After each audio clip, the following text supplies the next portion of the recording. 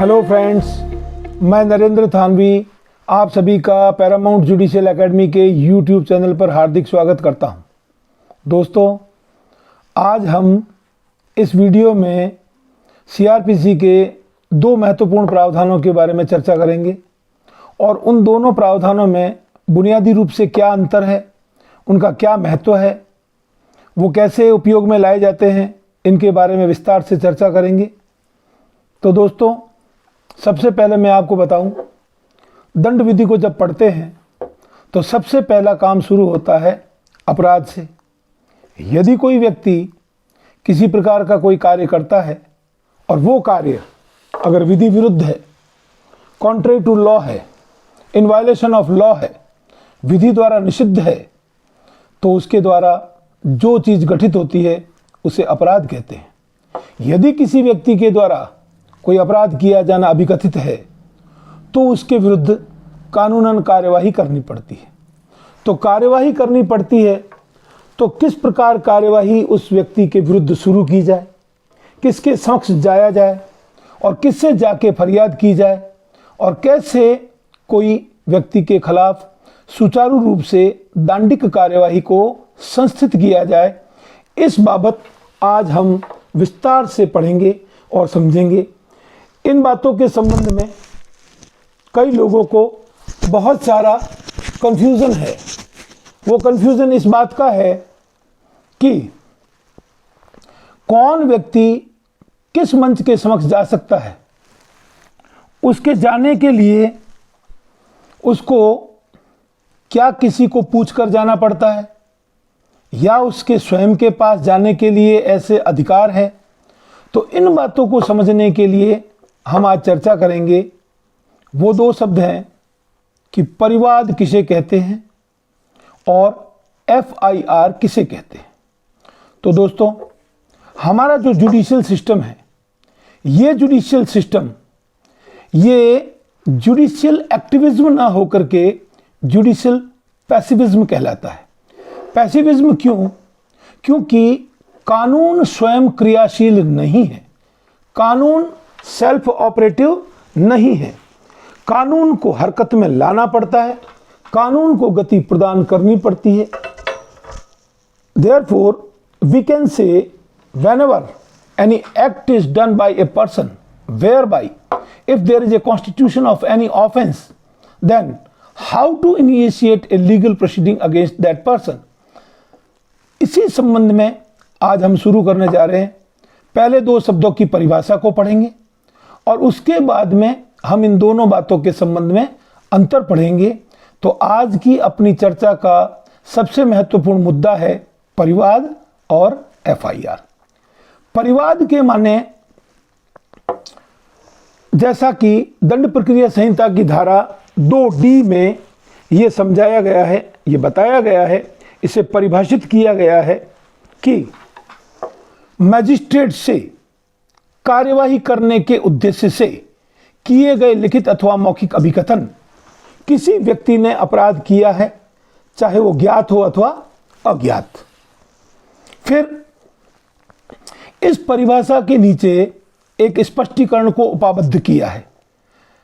An explanation has been attached with this definition of the term complaint। दोस्तों, ये complaint वही चीज है जैसी सिविल कार्यवाही में वाद पत्र होता है जिसे प्लेंट कहते हैं। In criminal law there is a complaint, in civil law there is a plaint. These two things are there whereby the law is brought into motion, whether proceeding is criminal और civil, it makes no difference. तो मैंने आपको जो ये परिभाषा बताई, ये परिवाद की परिभाषा के साथ में जो चीज स्पष्टीकरण के रूप में उपाबद्ध है वो इस बात को बहुत अच्छी तरह से स्पष्ट करती है। और दोस्तों, जैसा कि आपको पता है कि अगर किसी प्रावधान के नीचे स्पष्टीकरण जुड़ा हुआ होता है तो उस स्पष्टीकरण का क्या मूल्य होता है। स्पष्टीकरण वो क्लैरिफिकेटरी प्रोविजंस होते हैं जो एक मूल पाठ के रूप में जो परिभाषित चीज है उसको अधिक स्पष्ट करने के लिए काम आता है। तो परिवाद को आपने समझा।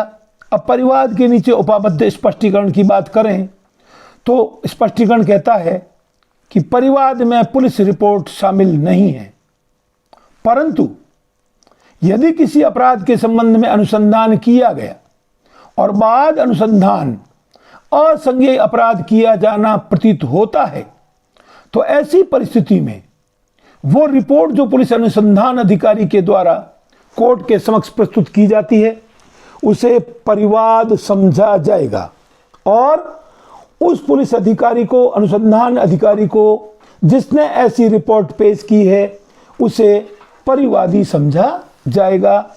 इन बातों के साथ ये परिवाद शब्द की परिभाषा को स्पष्ट कर दिया गया है।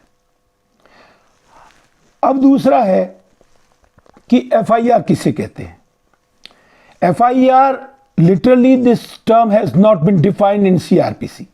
Section 154 of the CRPC that deals with giving of the information to the officer in charge of the police station in regard to commission of the cognizable offense. This is commonly and popularly known as FIR, that is first information report. It is always first from time point of view. तो दोस्तों, अब मैं आपको एक बात बताऊं, जैसे मैंने पहले आपको बताया कि हमारा जुडिशियल सिस्टम जुडिशियल पैसिविज्म है। इसमें दंड विधि को या सिविल विधि को हरकत में लाना पड़ता है। आपको स्वयं को जाना पड़ेगा, तब आप किसी भी लॉ को मोशन में ला सकते हैं। आपके अधिकारों के प्रवर्तन की बात है, आप सिविल कोर्ट जाते हैं। आप किसी अपराधी को दंडित करवाना चाहते हैं, आपको क्रिमिनल कोर्ट जाना पड़ेगा। तो देखो, दंड विधि को हरकत में लाने के लिए सीआरपीसी में 2 मंच उपलब्ध हैं। जैसा कि आपको पता है कि सीआरपीसी में अपराधों का वर्गीकरण 3 प्रकार से किया गया है। पहला, cognizable and non cognizable offence. दूसरा, bailable and non bailable offence. Number 3, compoundable and non compoundable offences. ये 3 प्रकार के वर्गीकरण हैं। कौन व्यक्ति बताएगा कि अपराध संज्ञेय है कि असंज्ञेय है? इस बात को सुनिश्चित करने के लिए हमको सहारा लेना पड़ता है सीआरपीसी के साथ उपाबद्ध अनुसूची नंबर 1। अनुसूची नंबर 1 का कॉलम नंबर 4, उसमें बता रखा है कि भारतीय दंड संहिता का कौन सा अपराध संज्ञेय है और कौन सा अपराध असंज्ञेय। तो जब किसी भी व्यक्ति को अगर दंड विधि को हरकत में लाना है, a person who wants to give momentum to the criminal law, it is open to him to go to any of these 2 forums, that is officer in charge of the police station and judicial magistrate first class or a metropolitan magistrate as the case may be। तो दोस्तों, अब मैं आपको व्यवस्थित रूप से बताता हूं और समझाता हूं। देखो, आपने यूजुअल कोर्ट्स में लोगों को कहते सुना होगा कि एफआईआर कौन दर्ज करवा सकता है या फिर परिवाद कौन पेश कर सकता है। देखो, मैं आपको इस बात को स्पष्ट करूं कि आप धारा 2 सीआरपीसी में पढ़ो तो ये परिवाद का जो मूल पाठ है, this is totally silent about the locus standi, who can move to the court and who can move to the police to give momentum to the criminal law. तो सीआरपीसी की धारा 154 की उपधारा 1, 2, 3, ये तीनों धाराओं को पूरा पढ़ लो तो आपको कहीं पर भी ये नहीं मिलेगा कि एफआईआर कौन दर्ज करवा सकता है या फिर परिवाद कौन पेश कर सकता है। तो देखो, परिवाद को पेश करने के लिए या पुलिस के समक्ष जाकर एफआईआर करने के लिए आपको लोकस स्टैंडी की आवश्यकता नहीं होती। You need not to have a right to be heard. अगली बात वो ये है कि जब आपको सुने जाने के अधिकार के होने की जरूरत नहीं है, इसी प्रकार आपको किसी भी आपराधिक तथ्य का साक्षी होना आवश्यक नहीं। आपका उस अपराध के किए जाने से पीड़ित व्यक्ति होना भी आवश्यक नहीं। केवल और केवल एक बात की आवश्यकता है कि आपको अपराध के किए गए तथ्यों और परिस्थितियों की जानकारी है। आप उन तथ्यों और परिस्थितियों से विज्ञ हैं, आप वाकिफ हैं, आप जा सकते हैं और आप दंड विधि को हरकत में ला सकते हैं। आपको ठीक लगे तो जैसे देखो, अपराधों को संज्ञेय और असंज्ञेय में बांटा गया है। इसी प्रकार सीआरपीसी के मुताबिक 2 मंच उपलब्ध करवाए गए हैं दंड विधि को हरकत में लाने के लिए।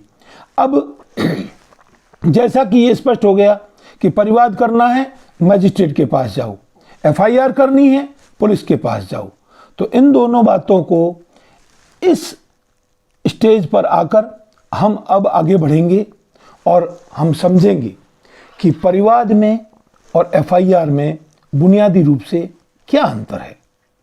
तो देखो, मैंने आपको पिछले वीडियो में भी कहा था, मेरे सारे वीडियोस किसी भी कानून से संबंधित होने दो, जब कभी भी मैं 2 पदों की, 2 परिभाषाओं की, 2 प्रक्रियाओं के बीच के अंतर की बात करूंगा, हमेशा उस वीडियो के बैनर पर लिखा होगा अंतर का मंतर।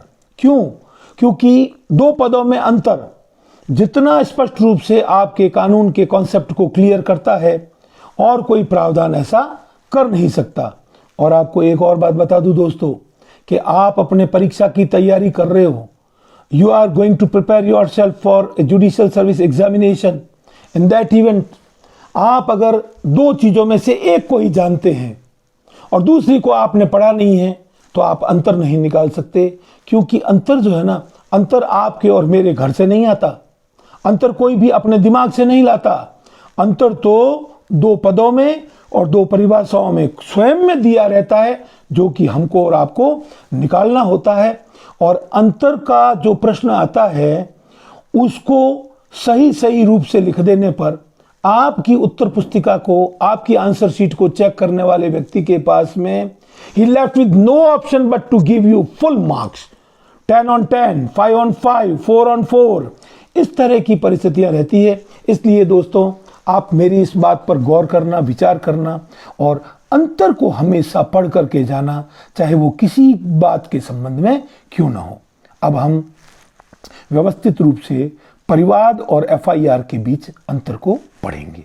तो देखो दोस्तों, जैसा कि परिवाद की परिभाषा कहती है मैजिस्ट्रेट से, तो ये शब्द जहां से इसका इंट्रोडक्टरी क्लॉज शुरू हुआ है वहीं से आप पकड़ो, तो अंतर पहले नंबर पर निकलेगा कि परिवाद हमेशा मैजिस्ट्रेट के समक्ष पेश किया जाता है। कभी भी परिवाद न्यायाधीश के समक्ष नहीं होता, तो हमेशा परिवाद पेश किया जाता है मैजिस्ट्रेट के समक्ष।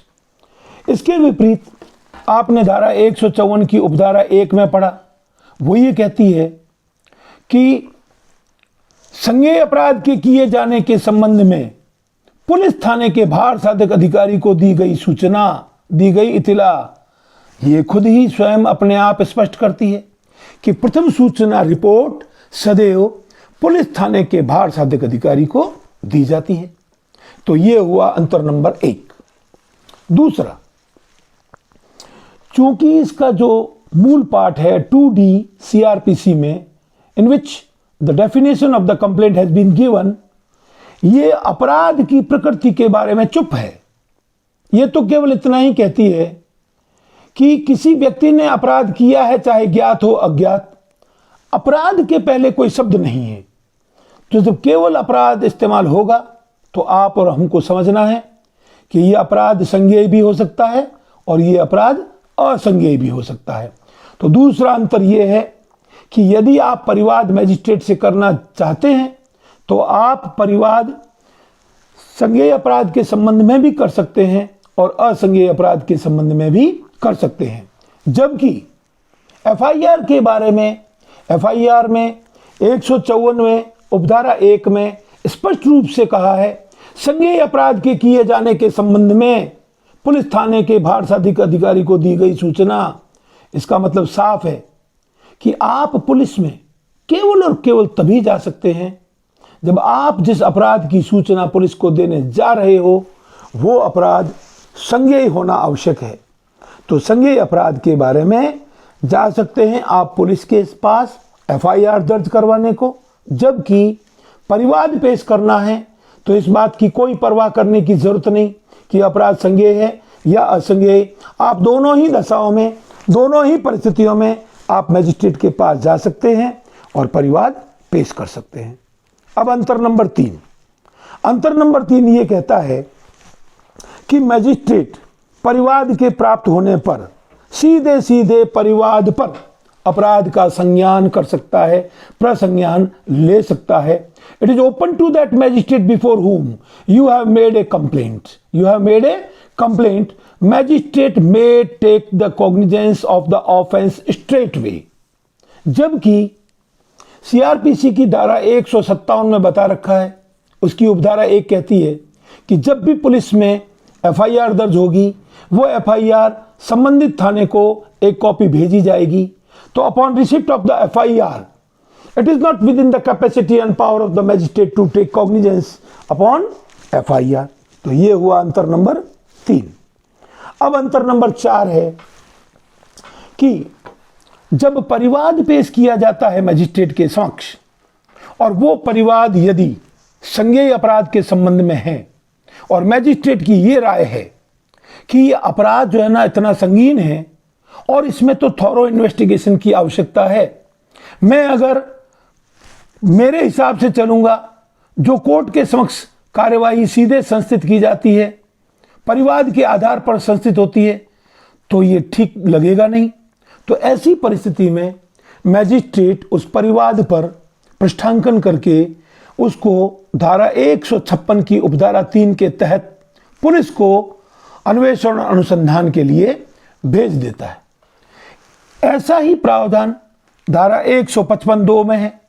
जब मैजिस्ट्रेट के समक्ष परिवाद करो और मैजिस्ट्रेट की राय में इसमें गहराई से अनुसंधान की आवश्यकता है, तो वो परिवाद को 155(2) के तहत पुलिस के पास भेज देता है अन्वेषण और अनुसंधान के लिए।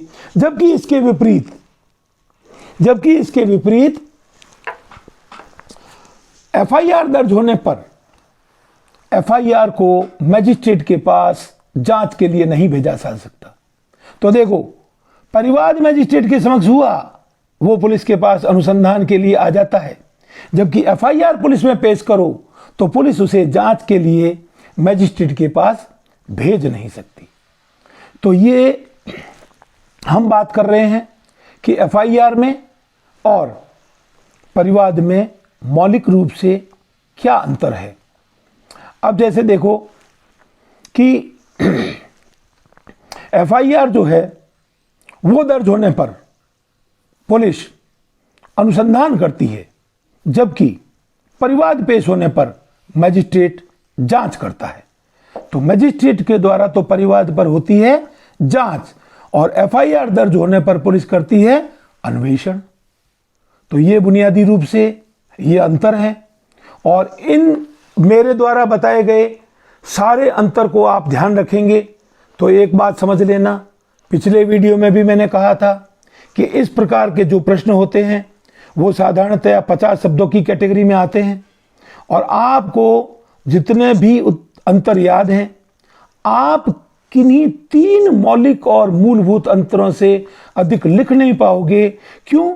क्योंकि आपकी बुकलेट में, आपकी आंसर शीट पर इससे ज़्यादा जगह नहीं होती है।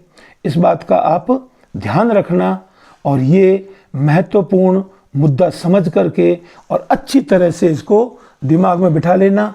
और मैंने आपको पहले भी मेरे इंट्रोडक्शन के वीडियो में कहा था कि देखो, ये महाग्रंथ हैं, भारतीय दंड संहिता, दंड प्रक्रिया संहिता, भारतीय साक्ष्य अधिनियम, सिविल प्रक्रिया संहिता, इनको आप रट नहीं सकते, आपको इन्हें समझना होगा और एक बार आप समझ जाओगे उसके बाद आपको इसमें कोई तरह की दिक्कत और परेशानी नहीं होती है।